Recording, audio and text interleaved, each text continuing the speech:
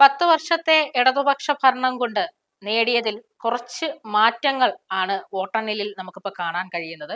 കാരണം ഭരിച്ചുകൊണ്ടിരുന്ന സർക്കാരിനല്ല, പ്രതിപക്ഷമാണ് ഇപ്പോൾ വോട്ടെണ്ണലിൽ നിലവിൽ ഇപ്പോൾ സീറ്റുകൾ നേടിക്കൊണ്ടിരിക്കുന്നത്. മാത്രമല്ല, ഒരിക്കലും പ്രതീക്ഷിക്കാതെ NDA 4 സീറ്റുകളുമായി മുന്നേറ്റം നടത്തുകയാണ്.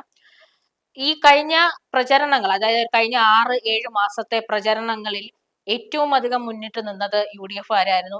കാര്യം കേരളം മുഴുക്കെ അവര് വികസന മുന്നേറ്റ യാത്ര നടത്തി. കൃത്യമായി 100 സീറ്റുകളിലധികം പിടിക്കുമെന്ന് പറഞ്ഞുകൊണ്ട് VD സതീശൻ പ്രഖ്യാപനം നടത്തിയിരുന്നു.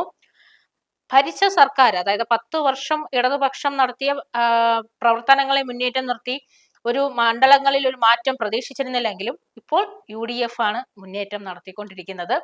ജനവിധി എന്താകുമെന്ന് തീരുമാനമായിട്ടില്ല എങ്കിലും ഇതുവരെ കണ്ടതിൽ സീറ്റുകൾ VD സതീശന്റെ പ്രഖ്യാപനം പോലെ പറഞ്ഞതിൽ കൂടുതൽ സീറ്റുകൾ അവർ നേടുമെന്നാണ് ഇപ്പൊ കാണാൻ കഴിയുന്നത്.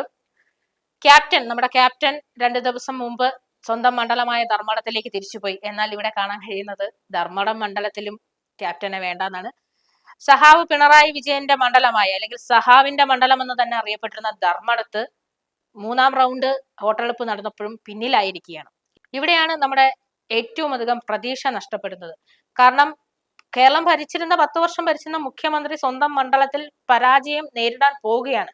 പരാജയം സംഭവിച്ചിട്ടില്ല എങ്കിലും 3 ഘട്ടം വോട്ടെണ്ണി കഴിഞ്ഞപ്പോഴും പിന്നിലായി കഴിഞ്ഞു. അതുപോലെ തന്നെ മന്ത്രിമാർ മത്സരിച്ച എല്ലാ മണ്ഡലങ്ങളിലും ഇപ്പം പിന്നിലാണ്, വോട്ടെണ്ണലിൽ മുന്നേറ്റം ലഭിക്കുന്നില്ല.